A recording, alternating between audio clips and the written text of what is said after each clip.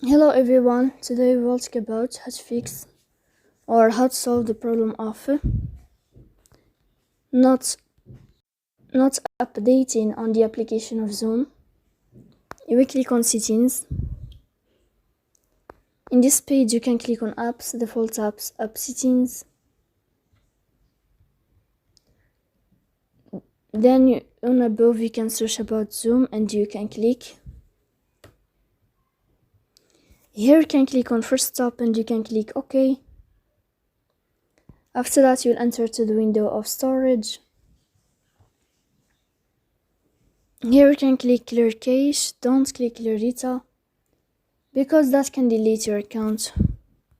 In the end you can go to Play Store and you can update your app. So please don't forget to support us by like and subscribe. See you next time in another video.